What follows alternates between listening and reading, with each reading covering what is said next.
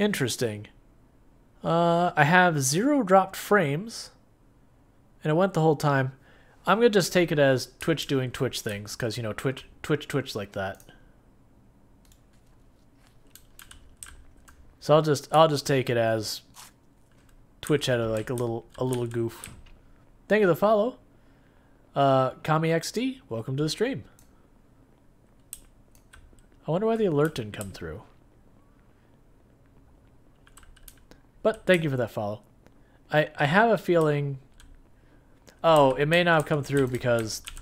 Right, Kami could be used as a negative term, so... More than likely the alert thing was just like, nope, not gonna do it.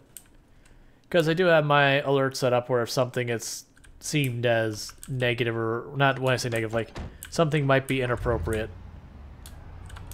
It'll try and catch it. Because we unfortunately had, Thank you for the follow.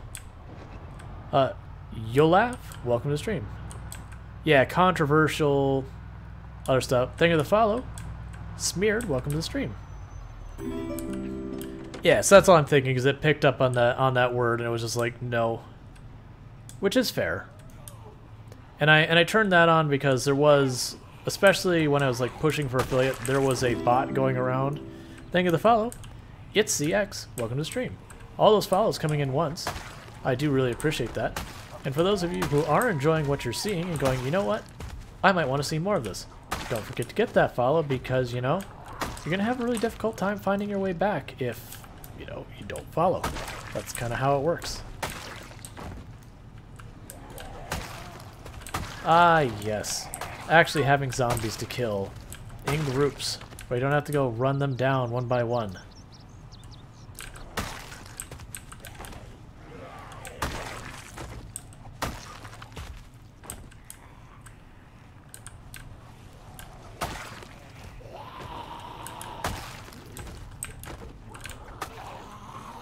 You wish you could paint cool Muldrow graffiti on your house?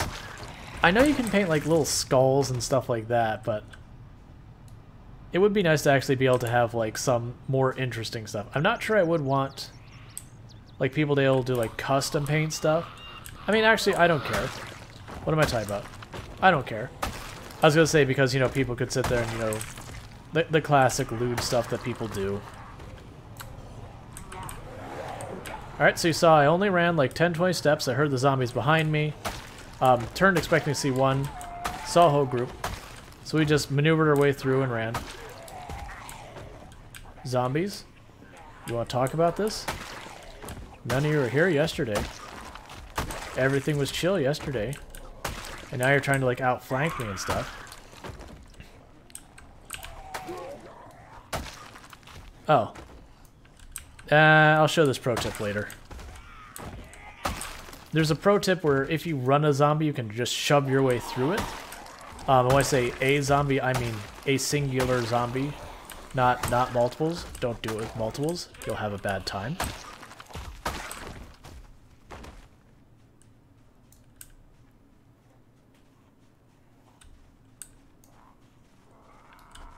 Burden says, can't you, quote-unquote, pick up graffiti? That may be a mod. You might be able to. Try walking up to it and then choosing pickup and putting it against the wall from the outside or whatever.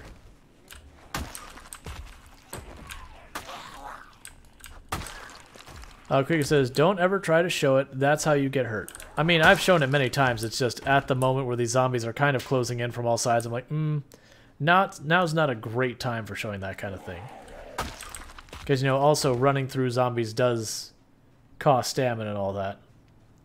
But once we get down to just like one zombie left, I'll show it.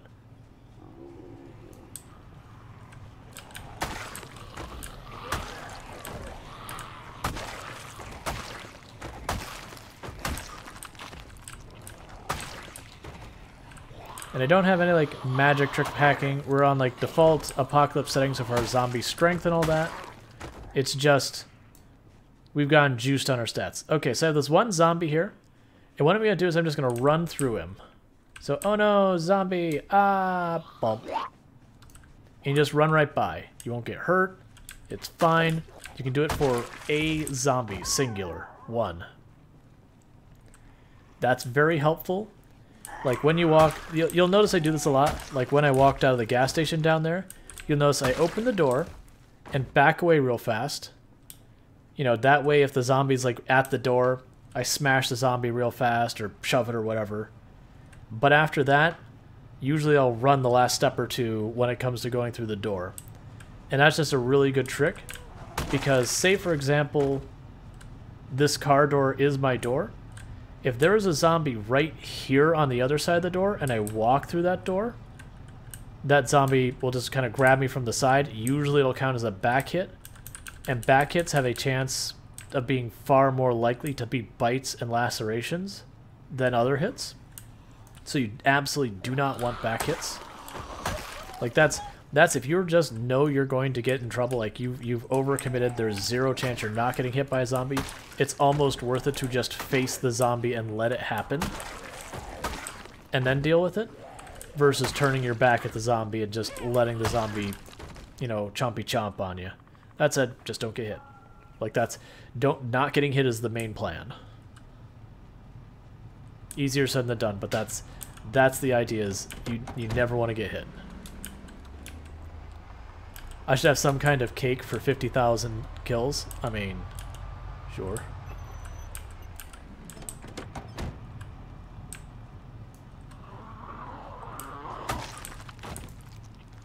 Yeah, Rough Time says, I've seen too many people try and push a mob of zombies away and just, you know... Yeah, so like if I'm cornered in a room, like, and this has happened on stream, and I've had it happen where it's worked out, and I've had happen where it got us 100% killed. Where's that vitamins? Thank you. But you get cornered in a little room, and it's a horde on the other side of the room. I've seen people try and like just fight it out, but like if you're in a tiny little room, we'll say like we're in a little bathroom, it's the size of this truck, and you got like 8 zombies pouring in, and they'll try and fight it out, and you just can't do that. You're gonna get like 1 or 2 hits in, and then you're just immediately overwhelmed. Your best bet for survival, while not great, is to face directly at the door and just run as hard as you can. You'll hit the first zombie, you'll shove, your character will go off balance, you'll bump into the second or third zombie, and then you'll take like 2-3 more steps before you trip. Now, the problem is, you fall on your face, you usually get scratched from the fall, which it's scratched from the ground, not the zombie, so no zombie infection yet. But when you fall, you do have like a second or two to get back up, and so you're playing the gamble of, will I get back up before they can reach me to bite me? Because if they do reach you and you're laying on the ground, they'll more than likely overwhelm you and kill you instantly, like no chance to defend yourself. But that's one of those things you do when it's like, you know, I've got my hands of cars, I'm all out of plays, this is looking said and done. You're more likely to succeed just trying to force your way through running at full speed than trying to go down fighting in a tiny space. Now, there are places like kitchens that are larger rooms that have obstructions in the middle rooms that you can do some cheeky stuff like, you know, run around one way to draw the zombies around the room to one side, and then quickly dash around the other side and get by. But we're talking like you're in a small room, like a little bedroom, a bathroom, and you're cornered, and you hear the zombies slamming on the door, and you go, crap.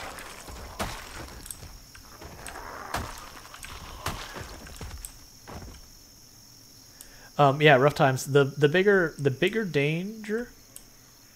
Yeah, the bigger danger you run into is not so much not getting up on time, it's that you bump into the zombie, and your angle puts you like into the wall right with the zombies kind of thing. That's more of my concern. Like if, for example, the bottom of the staircase at the gas station here, there's not a second route, so if I miss that angle at all, or there's a zombie on the counter on the other side, it's just you basically fall into the zombies and you're like, well, I have delivered dinner on a platter directly to this zombie. But yeah, that is your last ditch thing, is when you're in that situation where like you're cornered. You try and maneuver around the zombies as much as you can, but ultimately it comes down to, there's the door, that's where I'm heading, and you go for it. And it works out or it doesn't. Now that said, if you get yourself into that situation, it usually means there's been several things that have been misplayed leading up to that situation.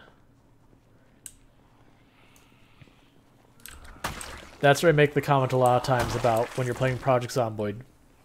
You'll have people, it's like, well, how did you die? Oh, well, I missed the swing. Alright, fair. That is a valid reason. But, like, did you get yourself in a situation where you had this really protracted fight? What led to your really protracted fight? What could you have done to have prevented the really protracted fight? Like, there's usually always a lesson to learn in a situation. Quika says, I'd rather throw myself out a window, a window, than try and, shove my way through 3 zombies. I do agree 100%. If I'm sitting there and I'm, like, upstairs in a building, and, I've got that where there's, like, clearly 3 or 4 zombies smashing on my door and I only got a couple seconds, in that situation, I would agree I'll take my chances with the window, knowing that I'm probably going to fracture a leg. Most of the time, though, when I run to those situations, I'm not on the 2nd floor, so there is, there's no throwing myself out the window. Sorry, when I say broken, I mean fractured. You chuck yourself out the window, your leg gets fractured, and then your character limps around.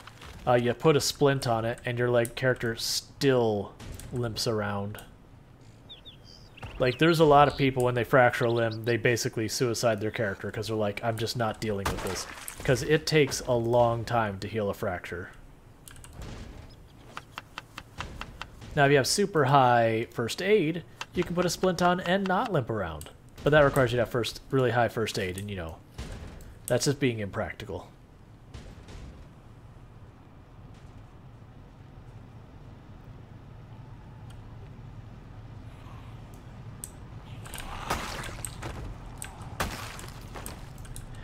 I don't know. My brain wants to say 6, but I genuinely, that is a complete and utter guess. I know someone told me at one point, but I haven't done it myself. But it's going to be somewhere like 5 or 6 or somewhere in that area that,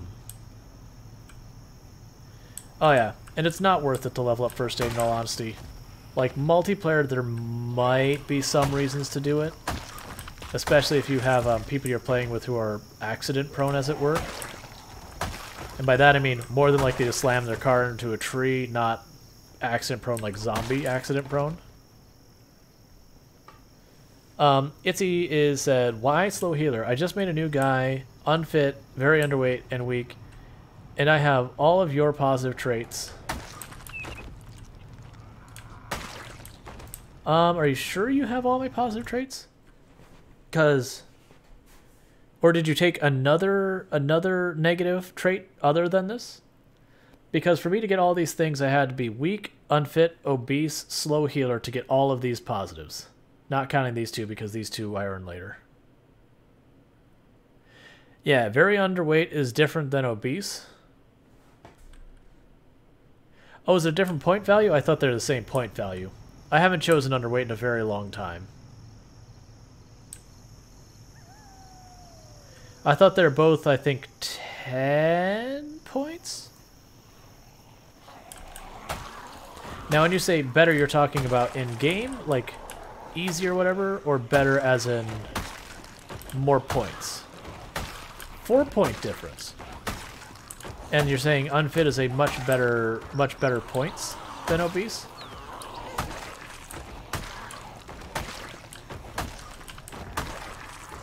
Because I want to say obese, I want to say that's 8 or 10 points. I'd be surprised if it's like 14 points. I can't remember. I set up the build a long time ago. Yeah, under is easier for combat. I agreed with that. Under is also easier to fix in a hurry. Like, time-wise, it's easier to fix. I would say full-on obese is easier to fix so far as effort. Oh, weird. Did they change that at some point? I thought they were both the same. Because I don't think I necessarily agree those numbers should be that. I would probably say obese should be +8. I would actually make it, less points than very underweight because, again, I feel obese is the easier of the 2 to deal with. And the entire reason for that is like, the way you fix underweight is you just shovel food in your mouth. Congratulations, you are fixing underweight. Like, you just binge. You'll fix your weight problem. Versus obese, you can you have to eat healthy and all that to drop it. But the thing is, like, underweight, if you can't find enough food, you starve to death very quickly. Death is much closer to you in that situation. But again, like, I want to say someone did the math. Oh, look, another machete. I think that's 4 machetes we've had this stream. But like, underweight time-wise, you can fix it so much faster.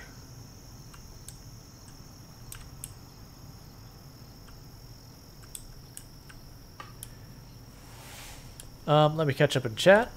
Newton says, you can gain that weight in the first week if you eat ice cream, you know, until full every time you find it. You should start overweight.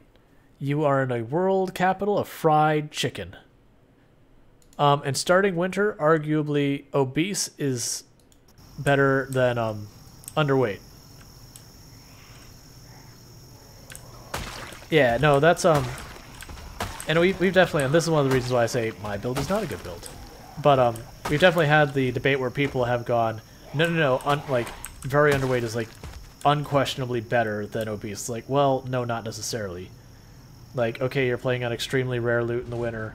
Which do you go? Very underweight or obese? Very underweight, you're struggling just to not die. Versus obese, it's like, just snickety snack. It'll be fine. It doesn't matter what I eat. But then, you know, it is situational. Like, it's only, like, specific runs, one will be better than the other. So I'm not one who buys into the, this is the better one. It's like, well, no, it depends. But that's one of the things I appreciate about the traits, is most traits in this game, you will have people who argue up and down, left, right, and sideways that it's like, no, this is better than that. No, this is better than that. It's like, well, it depends on your circumstances and preferences. And there's certain traits that there are certain traits that's like, no, that trait's actually awful. Like, deaf trait is a trait you do for the challenge of being deaf.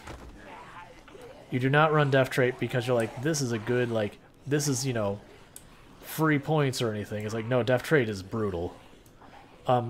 Illiterate is brutal. Unfortunately, my siren is broken. And I came to realize, and this is actually after, you know, well over 1,000 hours.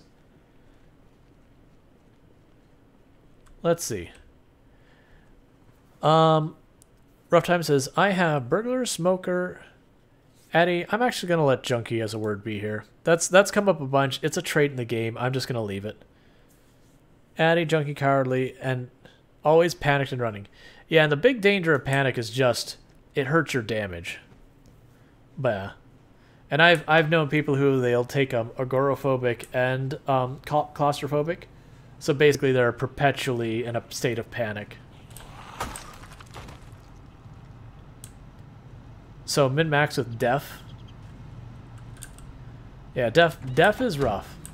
And it's because you hear nothing, so when you go into a place and you set off the house alarm kind of thing, congratulations, you don't know that you set off the house alarm. You have no way of knowing that until you see the zombies start closing in from all sides. And usually for a house alarm, it takes a couple of seconds before that begins. When the helicopter shows up, you have no idea. When there's a zombie violently banging at the doors of your house and the window right next to your bed, well, you don't know that either. You just have to live that way. The other one, and I'd actually say the worst one for dealing with, is probably illiterate. Because it means you can't read the generator manual. You can't read the herbalist. You can't read the skill books to make your stuff train faster. You can't read the magazines for recipes, so you can't, like, make fishing poles and such. Illiterate is just a bad time.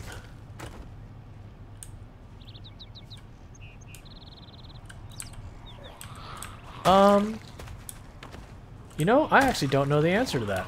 I would assume so, because most of them, when they say it's a damage debuff, they say it damages quote-unquote accuracy. They don't say it damages damage. It's just in Project Zomboid, accuracy equals damage. So I could see where potentially, like, it's exertion says it lowers accuracy. So exertion 100% reduces the damage of your guns, because basically the idea is you're not hitting, like, you're not getting center shot on the head. You're like catching them in the shoulder and the shin and stuff like that, because your character's too tired to like steady the weapon, that kind of thing. So I could see where like being sleepy and exert and all that. Yep, Itsy 100%. I agree, because especially early game, where it's like, okay, I have to be very strategic on what I pull, because I can't just toe-to-toe entire groups of zombies and expect it to go well.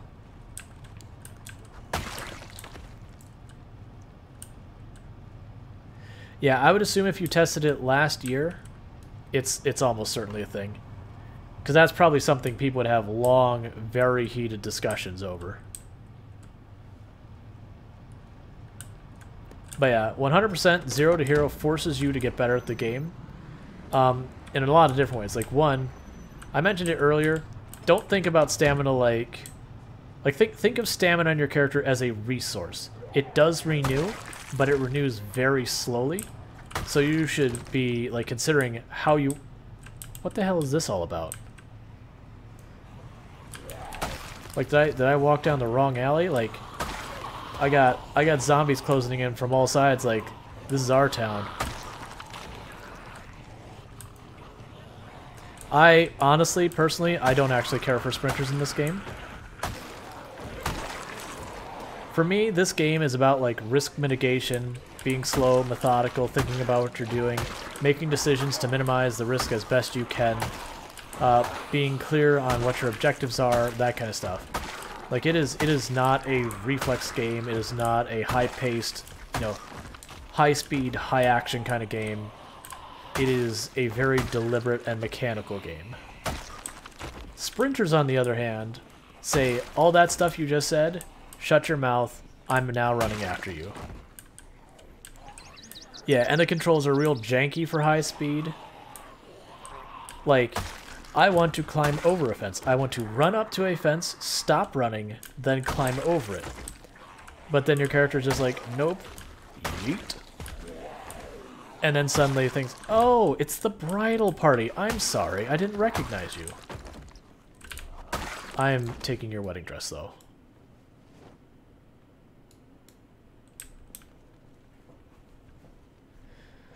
But yeah, so you just like huck yourself over the fence real fast, and then you eat crap on the other side of the fence, and now your ankles like your legs scratch, and so you're trying to bandage yourself up so you can keep running and all that. Versus like if the controls were super clean where you could run up the fence, deliberately stop, and climb over reliably, that'd be different. And that's the kind of stuff you have to sit there and fight with sprinters is, okay, you pull a sprinter, cool. You pull 2 sprinters, cool.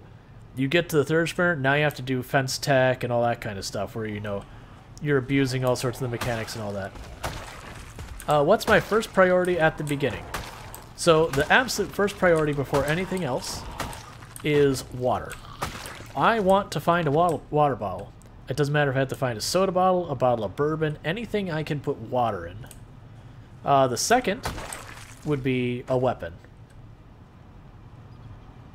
And when you're doing these 16x pops, realistically the way that rolls is I don't get to that first step right away. The first thing that happens is I get kicked out of town because at 16x pop there's just so many zombies. You just don't get... Oh, what I need to do real fast before we get too far, I forgot I had all these bait fish. These are going to make us a little sad, so I'm just going to start shoveling bait fish into our mouth as fast as possible before I make more salads.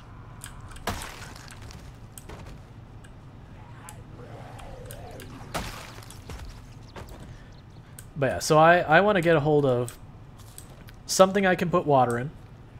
I want to get a weapon of some kind. And then next would be food. Once I've got all that, then we're looking for any place I can sleep at night. And then after that, I'm starting to look for books, generators, like that kind of stuff. That stuff I don't really super prioritize as going, I'm trying to find this one thing so much as I'm looking at places that could have any of these things I want.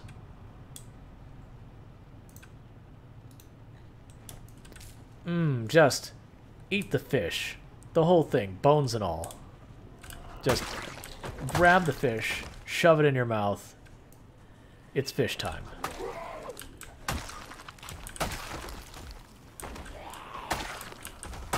Because you look at this, we're not eating a fish fillet. We are just grabbing the fish, tail and all, and just nom nom nom.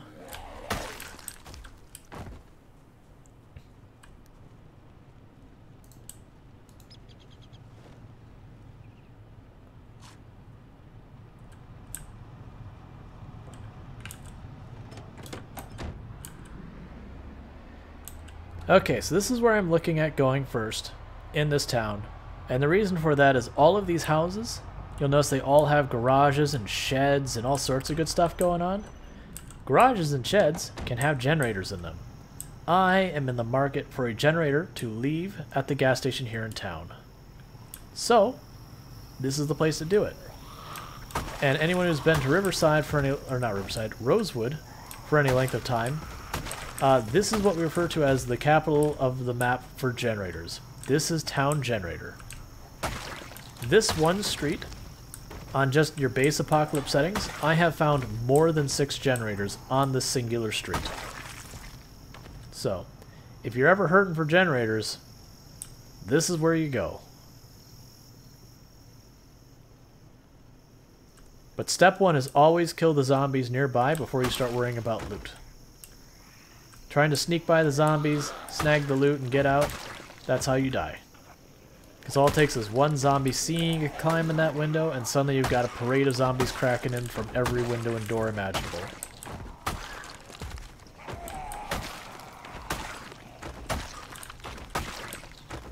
Right, do I see any more zombies nearby? Nope. I'm going to check around this garage real fast. I'm not going to cut the whole way through because it looks like there's a bunch of trees which needs line of sight.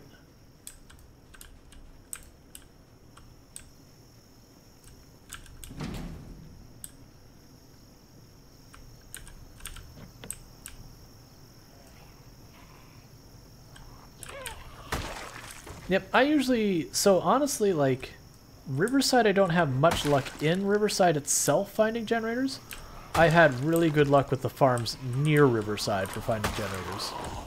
The farms will often have like a tool shed thing nearby them, and those are pretty good. Ekron, which is the city I started and did first in this playthrough, it's kind of hit or miss. Most of the time I'll find a generator there, but not always.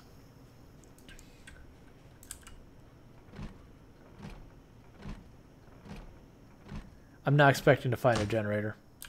Yeah, I don't think there's a generator in that one, because you can see most of the room, so it's pretty unlikely we'll see one. There's a radio on in there? Alright, game. I ask you, game, real question, we are 11 months into this playthrough. How is there a radio with a battery that's not dead and turned on? Which would imply that radio has been turned on for 11 months and is still going strong.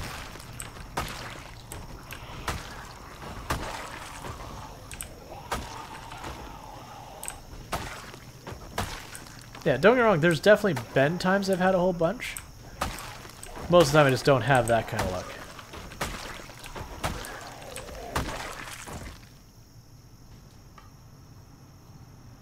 I hear a zombie banging away on that door. Oh, before I forget, let's get rid of the wedding dress and veil. Like, put in her vehicle. And I just grab that because you almost never see it. Like, it's a pretty uncommon thing, so I'm like, we'll grab it. Let's be silly. Let's do this.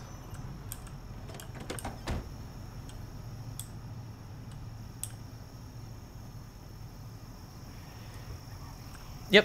Yeah, the farms down there I've had pretty good luck. Ooh, survivor house. I'm not gonna actually bother going in there, to be honest, but you know, survivor house, it's a thing. Alright, so no window on this side.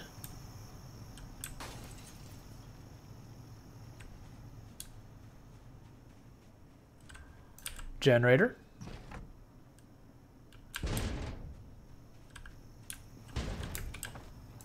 Oh, come on. Why would you have a zombie there? If I climb through this window, we die.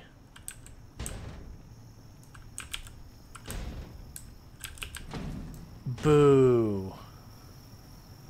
So the problem is that window is right next to where the zombie probably is. So if I climb through the window, there's a good chance before I can finish the animation, the zombie will already be in range to hit us. So it's super dangerous to climb through.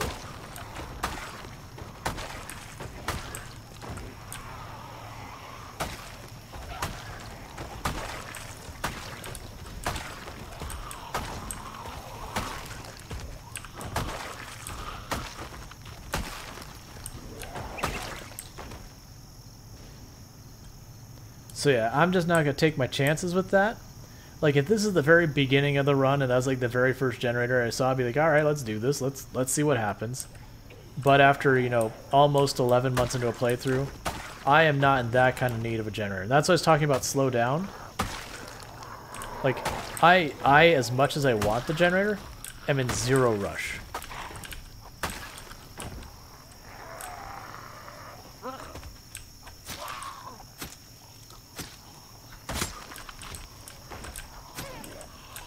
So he hit exertion, so I switched up to my knife, because there's a good chance, if I'm conservative on my stamina, I can simply recover to being not exerted anymore. And I'm failing at it badly, because shove does use quite a bit of stamina compared to the knife. It's still pretty low.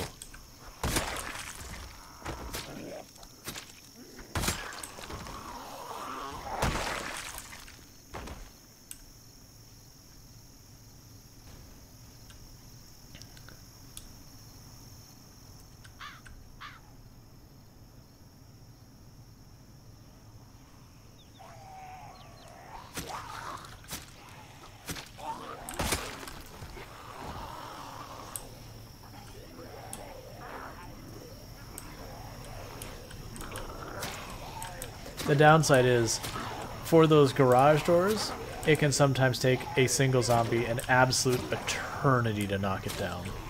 Like, sometimes they'll make decent work of it, but like, we have one storage shed that we cleared, I think, pretty much all of Riverside. Like, we had seen it, we had been over there, we were sleeping at that storage shed area every night, and he was in one of the neighboring storage sheds, like, alright, well, I'm just gonna leave him alone, and all that. Can you make some noise behind the garage and get zombie to come to the window? No. I found, generally speaking, once a zombie commits to banging on a door, the only time I've had the zombie like break away from banging on the door is either one, the door breaks, or two, you get close enough to the zombie that it decides to change targets, as it were.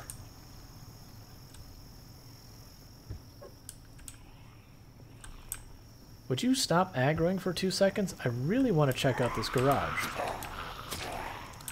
I'm not too worried though, because like I said, there's tons of generators usually on this road. And we need to kill all the zombies anyway, so whatever. I'm waiting for it to jump scare zombie with that.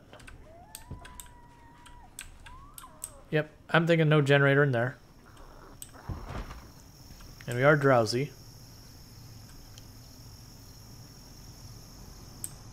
I do think... Yeah, we're going to back up.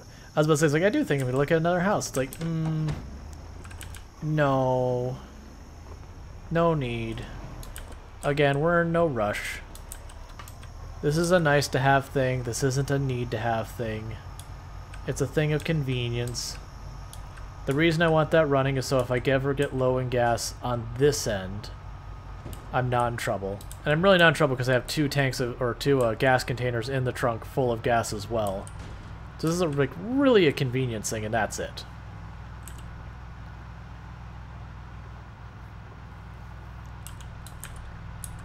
I'm gonna drive over these like super duper slow. By that I mean I'm gonna get out and kill this zombie. And your two friends. Because I'm gonna go over these super duper slow so I don't flip my car. And I do see there's more, but I don't want to fight half the town.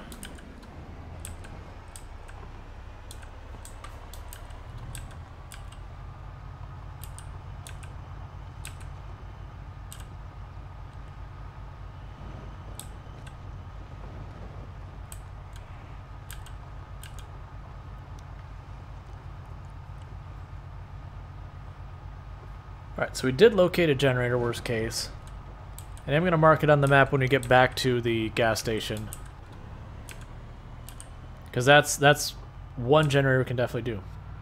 Sure, Smeared, I can show you the skills here. Just going to put them up there.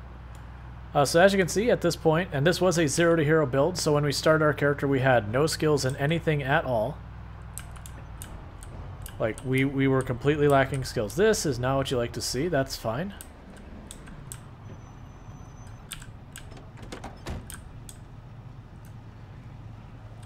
Hey, good day, Diablo. How's it going?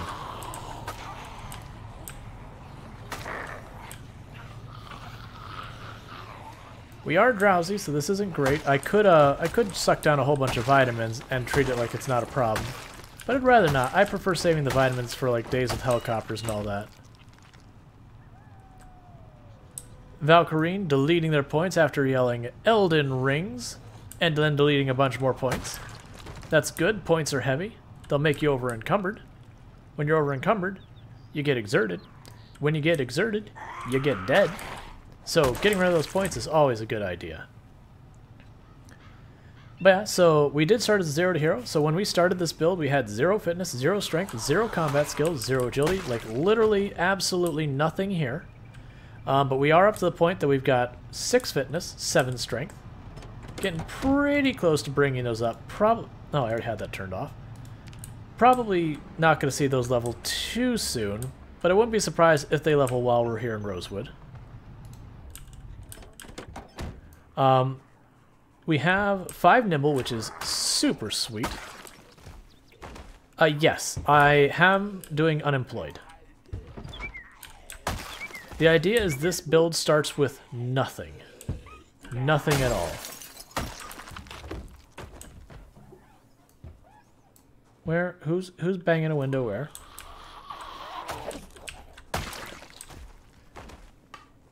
How many days you surviving? Well, actually, I'll finish going through the skills, but yeah, so we're basically at 7, almost 8 on a bunch of our combat skills.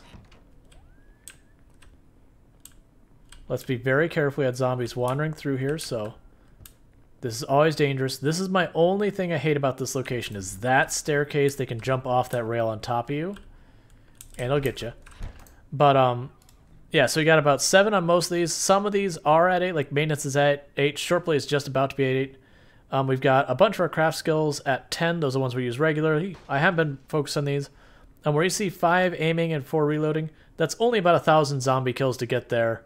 We did that about 1 month into the game, and we haven't touched a gun since in a meaningful way. And then our foraging and fishing are about 4 and 5, because we only started working on those. So far as time survived, we are at 10 months, 22 days, 14 hours, and we have killed 47,278 zombies. Of which our preferred weapon, more than anything else, is a hunting knife. So when people say that short blades are a death trap, they don't know what they're talking about. I don't know what to tell you. They just objectively do not know what they're talking about.